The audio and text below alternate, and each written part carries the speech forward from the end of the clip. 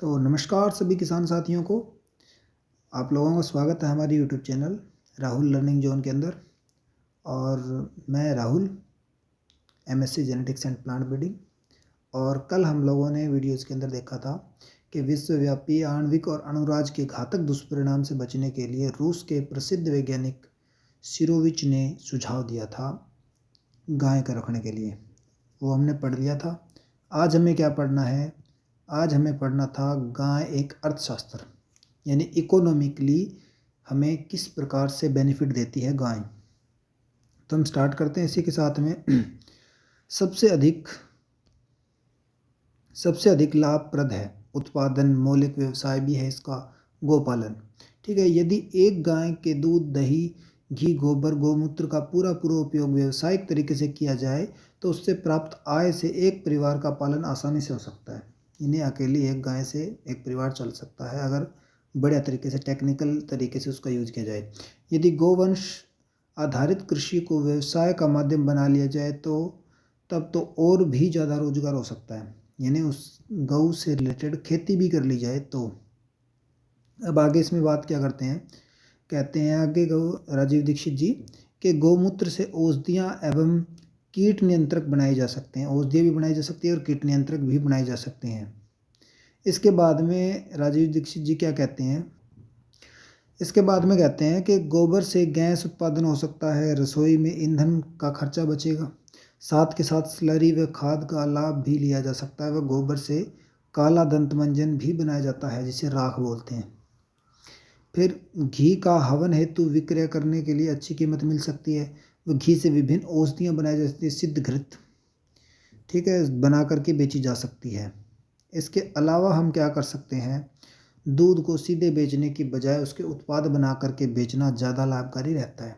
यानी अपने अगर दूध बेचते हैं तो उससे बढ़िया क्या होता है, उसके प्रोडक्ट बना करके बेचो।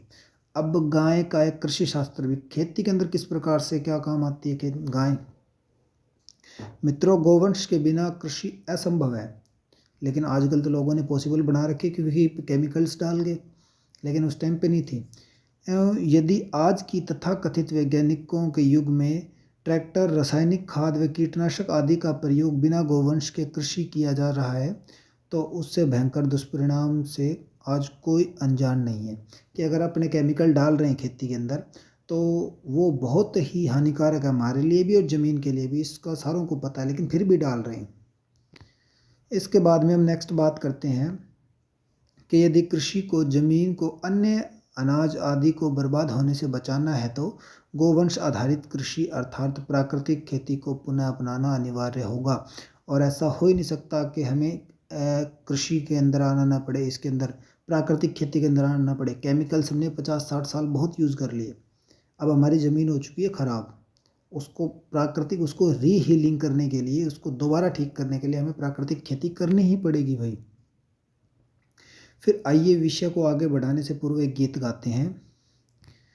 सबसे पहले करें कि बोलो गौ माता की जय। बोलो गौ माता की जय। गौ माता तो चलती फिरती अमृत की है खान रे, गौ माता को पशु समझने वाला है नादान रे। गौ माता के आसपास में रहते सब भगवान रे, गौ माता की सेवा कर लो कर लो कर लो कर लो कर लो कर लो गंगा स्नान रे। गौ माता खुशहाल तो बनता बिगड़ा देश महान रे, गौ माता बदहाल हो तो सारा देश बेहाल रे। गौ माता के गोबर में रहता लक्ष्मी का वरदान रे, कौन करेगा पूरा पूरा गौ के कण का गान रे। भूसा खाकर जग को देती माखन सा वरदान रे, गौ माता को पशु समझने वाला है नादान रे। अरे वाह, बहुत बढ़िया कविता है भाई, शानदार कविता है। तो इसी के साथ में एक पुरानी कहावत है कि उत्तम खेती मध्यम बाण करे चाकरी कुकर निदान। यानी कि उत्तम खेती मध्यम बाण करे चाकरी कुकर निदान भी है। इस तरीके से अपने खेती करेंगे तो निदान किस तरीके से होगा। तो इसके अंदर क्या कर रहे हैं, रासायनिक खेती से ज़मीन धीरे धीरे बंजर हो रही है। वह पंजाब, उत्तर प्रदेश व हरियाणा प्रदेश के खेत में अत्यधिक रासायनिक खाद डालने के कारण बर्बाद होते जा रहे हैं। पंजाब के कई गांव ऐसे हैं जहां की खेती अब पूरी तरह से नष्ट हो चुकी है या बंजर हो चुकी है। बैल के स्थान पर ट्रैक्टर की जुताई करने से खेत में केंचुए मर जाते हैं। डीजल का धुआं प्रदूषित करता है। फिर क्या कहते हैं राजीव दीक्षित जी कि मानव जाति व पर्यावरण को पर कहर ढाती रासायनिक कृषि की कहानी यहीं समाप्त नहीं होती। इस खेती से प्राप्त अनाज, फल, सब्जियां सब जहरीली होती हैं, जिससे कि ढेर सारी किस्मों बीमारियां बच्चों, बूढ़े और सभी को लीलती जा रही हैं। इस प्रकार यह स्पष्ट हो जाता है कि रासायनिक और यांत्रिक कृषि हर दृष्टि से हानिकारक है। कृषि का उद्धार करना तो गोवंश आधारित प्राकृतिक कृषि को ही अपनाना पड़ेगा। गोपालन के बिना प्राकृतिक कृषि व प्राकृतिक कृषि के बिना गोपालन संभव ही नहीं है। यानी अगर अपने प्राकृतिक खेती की तरफ आना चाहेंगे तो क्या करना पड़ेगा? गौ पालन तो करना ही करना पड़ेगा, नेसेसरी है। अगर गौ पालन नहीं करेंगे तो गौ खेती किस नाम की भाई? इसके बाद में मिट्टी में कभी वे सभी तत्व मौजूद हैं जो कि पेड़ पौधे को चाहिए, लेकिन वह जटिल होते हैं। वे सूक्ष्म जीव जैसे कि केंचुआ आदि मिट्टी में कठिन पोषक तत्वों को सरल संगठकों को विघटित कर देते हैं, और जिससे कि पेड़ वे आसानी से खींच लेते हैं। गाय के 1 ग्राम गोबर में 300 से 500 करोड़ तक ऐसे सूक्ष्म जीव होते हैं।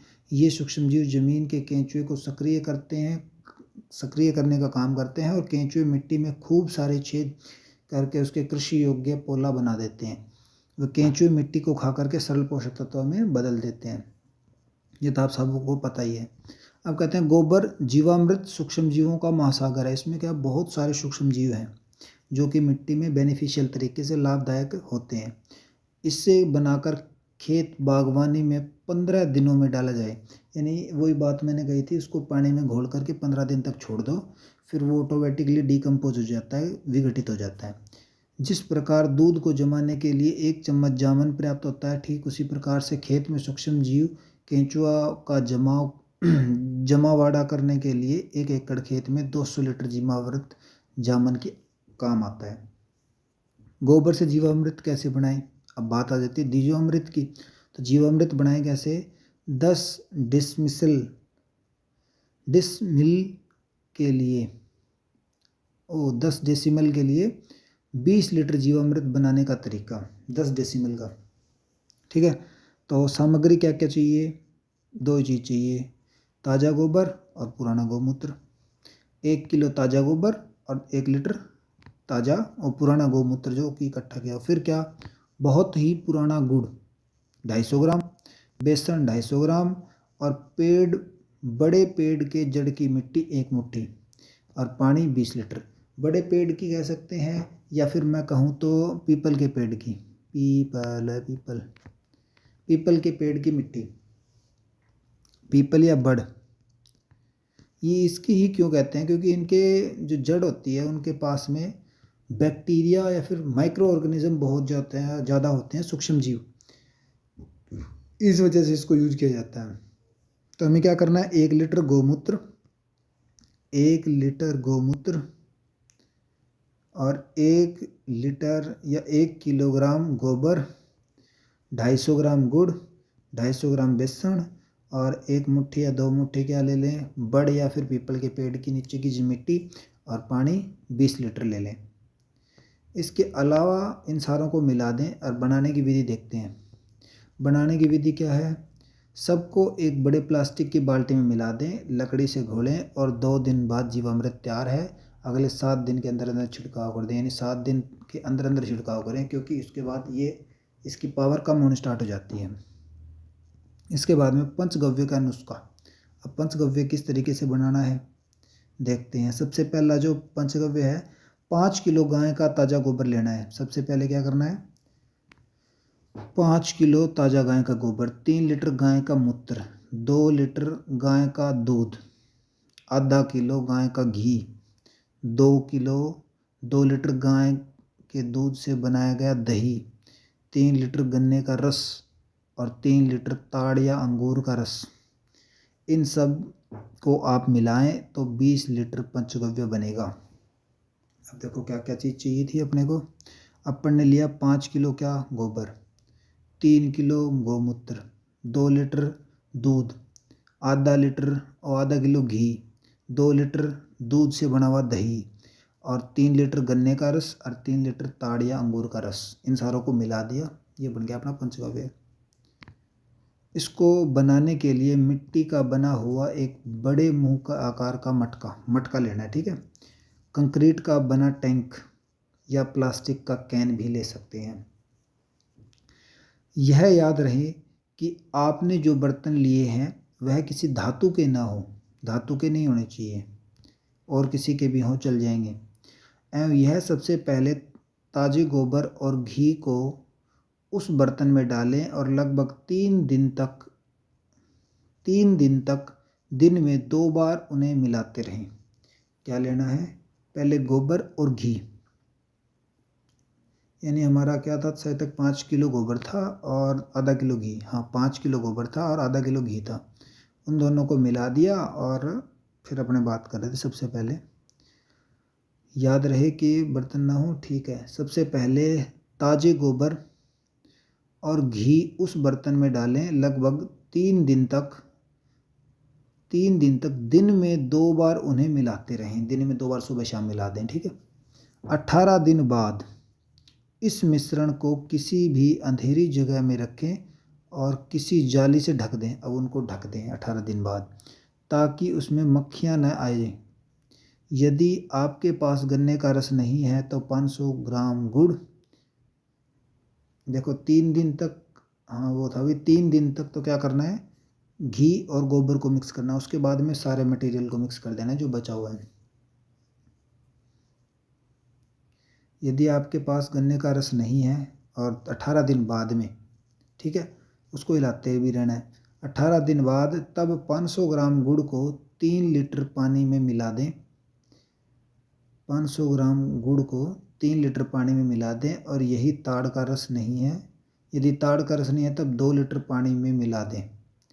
अगर अंगूर गन्ने की बात हो रही है तो आधा किलो गुड़ 3 लीटर में, और ताड़ की बात कर रहे हैं तो 2 लीटर, आधा किलो गुड़ 2 लीटर में। यदि ताड़ का रस नहीं है तब 2 लीटर ताज़े नारियल का पानी 10 दिन के बाद एक बंद प्लास्टिक के बर्तन में रखें और ख़राब होने के बाद यह ताड़ के रस के रूप में ले लें। इस पंचगव्य मिश्रण को 6 महीनों तक रखा जा सकता है, जब तक पतला होने लगेगा, और तब इसमें पानी मिलाकर के तरल के रूप में दे सकते हैं। इस पंचगव्य मिश्रण में पौधे के विकास के लिए जरूरी पोषक तत्व शामिल होते हैं और इन तत्वों को वैज्ञानिक प्रयोगशालाओं और देश भर के किसानों द्वारा प्रमाणित किया जा चुका है। एवं अब 3 लीटर पंचगव्य मिश्रण को 100 लीटर पानी में मिलाएं और इसे छानकर सभी फसलों को छिड़क दें। इसका उपयोग ड्रिप या प्रवाह सिंचाई के रूप में भी किया जा सकता है। ड्रिप सिस्टम में भी और प्रवाह से, यानी कि डायरेक्ट फ्लडिंग मेथड के अंदर भी, बाढ़ अवधि के अंदर भी किया जा सकता है। और क्या है कि 3 लीटर पंचगव्य है वो 100 लीटर के अंदर। अब आप विधि से कर सकते हैं। और इसके बाद जब आप बीजारोपण कर रहे हैं तो उससे 20 से 30 मिनट पहले बीजों को इस मिश्रण में भिगो सकते हैं। अब बीजारोपण के 20 दिन बाद इस मिश्रण को छिड़कें और फूल निकलने से पहले चरण में 15-15 दिन के अंतराल पर इसे छिड़कें। और जब फूल के निकलने का समय हो जाए तब 10-10 दिन के अंतराल पर छिड़कें।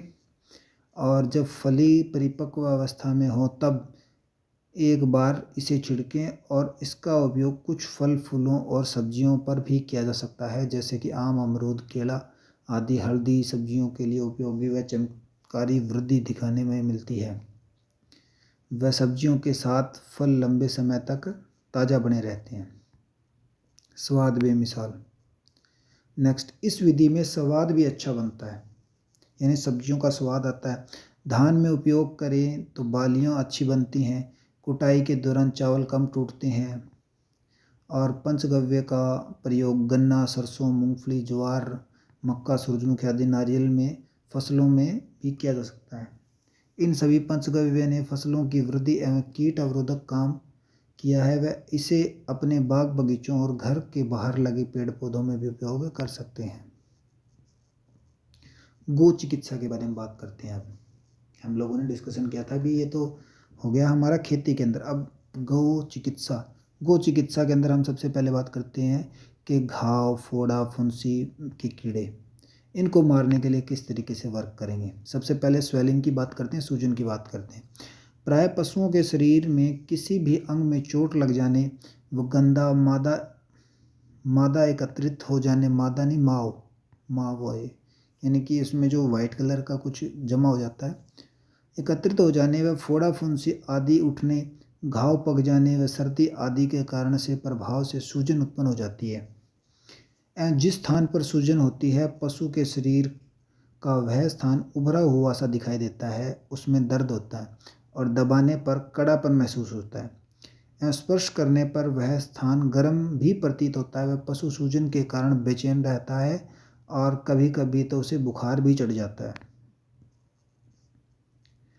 अब क्या होगा कि यदि सूजन की उत्पत्ति का कारण चोट लगना या घाव आदि हो, तो नीम के उबाले हुए जल से पीड़ित स्थान पर भली भांति धोएं व उससे सेक दें, और तदुपरांत निम्नलिखित दवा का प्रयोग कर सकते हैं। पहला, औषधि के बारे में बात करते हैं, क्या क्या औषधि यूज़ कर सकते हैं। पहली औषधि, तवे को चूल्हे पर चढ़ा करके उसमें घी और पिसी हुई अदरक, यानी कि देखो अपने बात कर रहे हैं कि अगर पशु में स्वेलिंग आई हो, सूजन आई हो, तो पहले तो अगर चोट लगी हुई है तो क्या करें, नीम के पानी से धो दें और उसके बाद में कुछ औषधि लगाएं। पहली औषधि है हमारी क्या, तवे को चूल्हों पर चढ़ा दे, चूल्हे के ऊपर चढ़ा दो और उस पर घी और पिसी हुई अदरक डाल करके अच्छी तरह से पका लें। अदरक को पका लें, फिर रुई के फवे पर रख करके सूजन वाले स्थान पर रखें और बांध देना चाहिए। इसका प्रयोग दो दो दिन में ही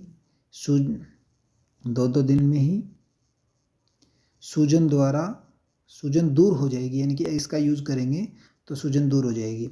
दूसरी औषधि क्या है, दूसरी औषधि है,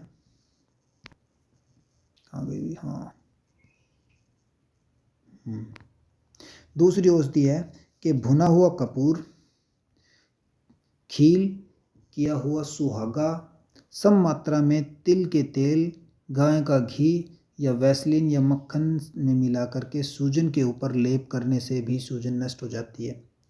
ये 3-4 चीज़ें यूज़ करने से उनको मिला करके उसको घाव पर लगा दो। तीसरी औषधि क्या है, गरम ईंट, रेत आदि गरम करके कपड़े की पोटली बांध करके उसे सेक करना भी लाभकारी सिद्ध होता है, किंतु पोटली की सेक करने से पहले सूजन पर थोड़ा तेल और घी चुपड़ लेना चाहिए, या तो तेल लगा लो या फिर घी लगा लो।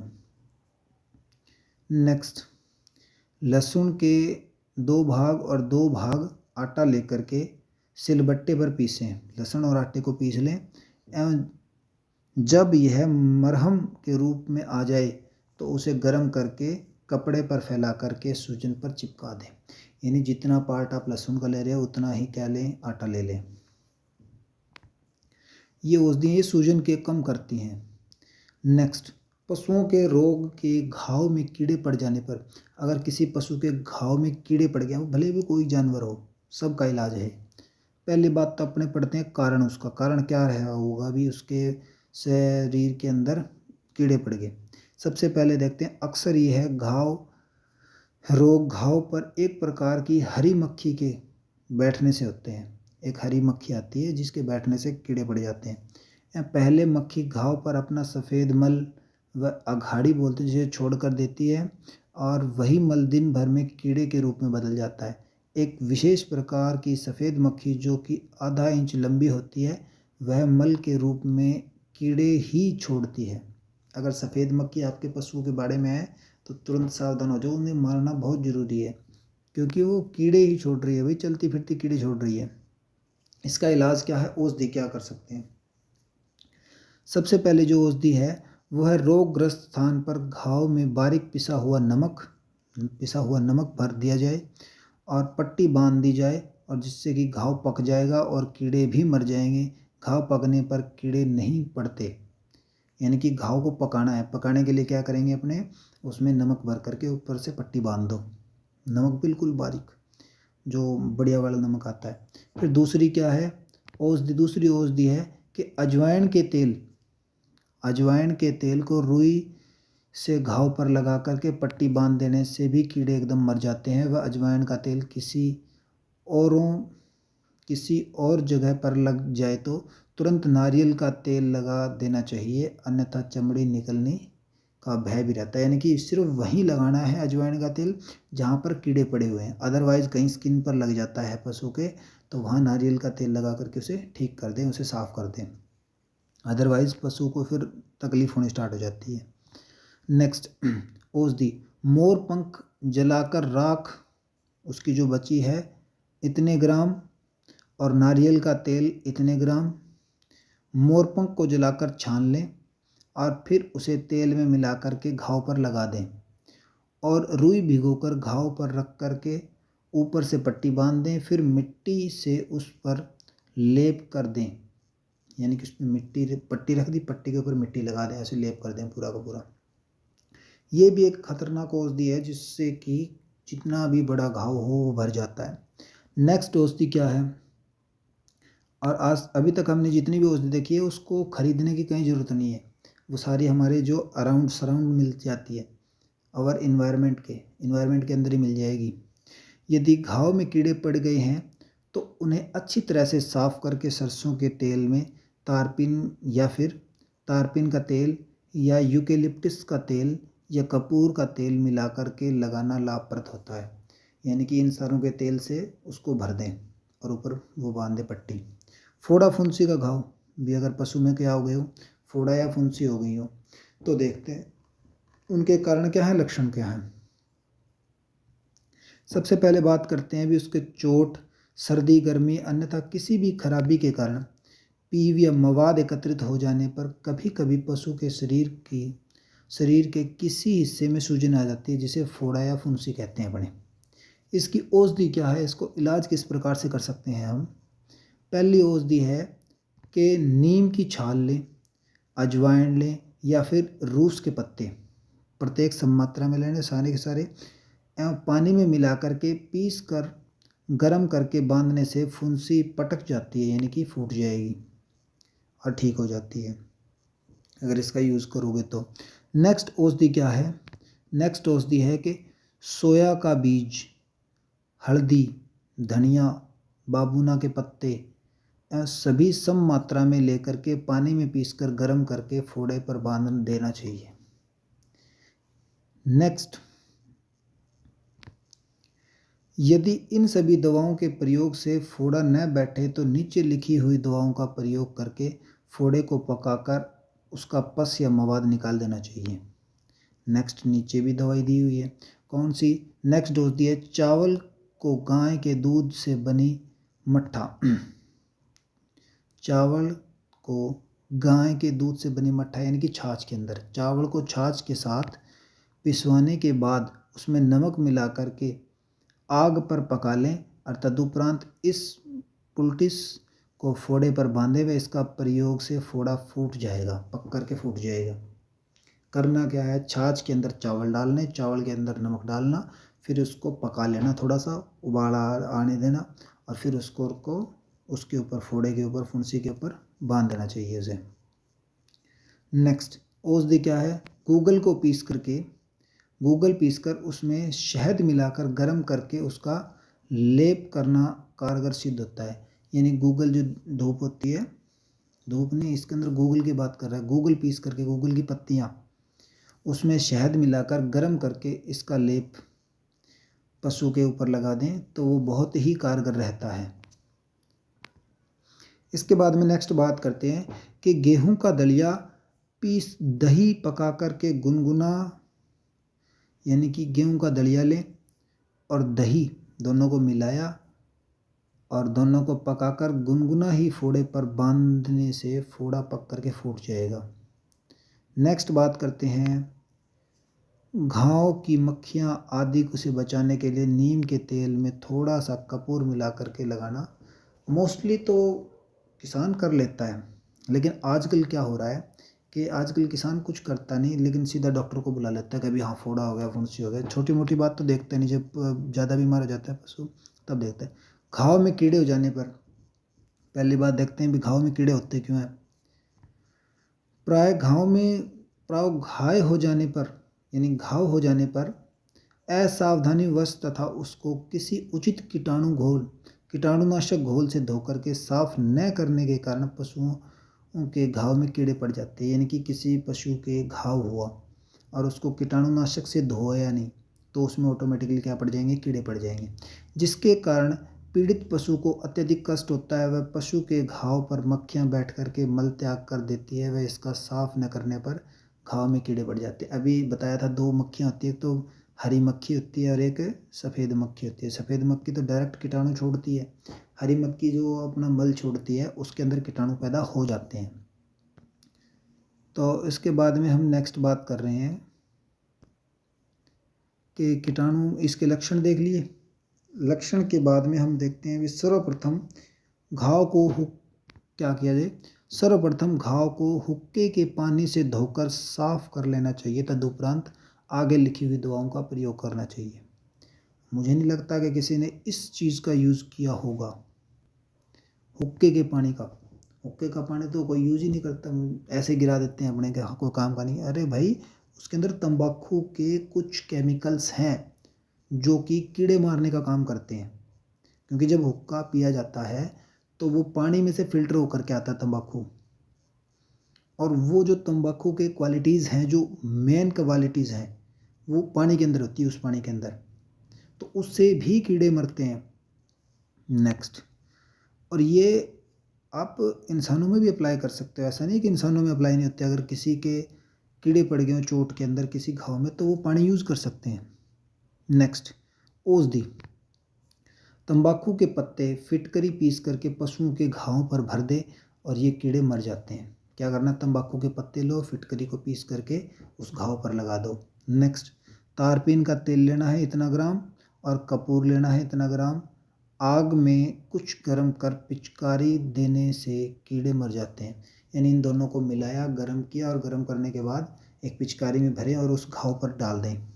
नेक्स्ट, गाय के गोबर से बने कंडे, यानी कि जिसको उपले बोलते हैं या थेपड़ी बोलते हैं, और आरने की राख यानी कि राख सीधे चूल्हे की को छान करके सरसों के तेल में मिला करके, ठीक है, यानी कि एक तो उसको और राख को और सरसों के तेल को मिला करके कृमि युक्त घाव पर लगाने से घाव के कीड़े मर जाते हैं। नेक्स्ट औषधि है कि सरसों का तेल इतने लीटर इतने किलो, नीम का तेल, कनाइल यानी कि कर्णिकर या प्याज की लुगदी या फिर तूतिया, प्रत्येक इतने इतने ग्राम लेकर के सभी को महीन पीस करके एक ही में मिलाकर सारी चीज़ों को एक ही में मिला करके पकाकर मलहम बनाकर सुरक्षित रख लें। वह इस मलहम को प्रतिदिन पशुओं को जख्म पर लगाने से घाव में उत्पन्न हो जाने वाले कीड़े मर जाते हैं। नेक्स्ट हम बात करते हैं कि यह मरहम प्रत्येक प्रकार से कीड़ों पर लगाया जाए तो सभी को सफाया करने में कारगर सिद्ध होता है। चोट लगने पर कट जाना, अब मान लो किसी पशु के चोट लग गया, गिर गया, कहीं से कट फट गया, तो क्या करना चाहिए।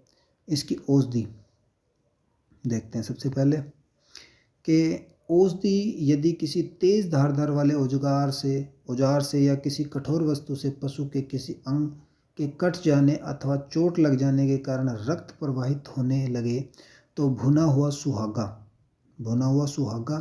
यानी कि सुहागा खील पीस करके कटे हुए स्थान पर लगा देने से रक्त निकलना बंद हो जाता है। पहली चीज़ तो ये कर सकते हैं अपने। दूसरी, पीने वाले तंबाकू की जली हुई राख, यानी जो तंबाकू है उसकी जली हुई राख या तंबाकू गुल बोलते हैं जिसे, तंबाकू की राख को बारीक पीस करके उसे पशु के शरीर के आक्रांत स्थान पर भरकर ऊपर से केले के पत्ता कसकर बांध देने से बहता खून रुक जाता है। नेक्स्ट, पुराने कंबल को जलाकर उसकी भस्म घाव में भरे देने से पशु के शरीर का खून का स्राव रुक जाता है। भाई पुराना कंबल है उसको जला करके, सीधी सी बात है, उसकी राख। प्राथमिक उपचार के लिए के रूप में किसी भी कटे स्थान पर कपड़े को कसकर बांध देने से या ऊपर से बर्फ की सिकाई कर देने से उसका खून रुक जाता है। नेक्स्ट है भी गो चिकित्सा, गर्भ समस्या व गर्भ संबंधी रोग निदान। नेक्स्ट बात करते हैं, या फिर इस टॉपिक के बारे में डिस्कशन हम कल करेंगे, क्योंकि अभी वीडियोस बहुत लंबी हो जाएगी, आधा घंटा की हो चुकी है, तो इसके लिए हम नेक्स्ट बात करेंगे। और अगर आप ये चीज़ पूरी की पूरी देख रहे हो सीरीज़, तो इसमें आपको बहुत ही ज़्यादा बेनिफिट मिलेगा। आपको अपने पशु का इलाज है वो किसी डॉक्टर की ज़रूरत नहीं पड़ेगी, आप अपने घर पर बैठकर ही कर सकते हो उस चीज़ का इलाज, और उसका प्रिकॉशन भी कर सकते हो, पहले ही उपचार कर सकते हो बीमारी आने से पहले। तो इसी के साथ हम मिलते हैं नेक्स्ट वीडियो के अंदर। धन्यवाद आप सभी का।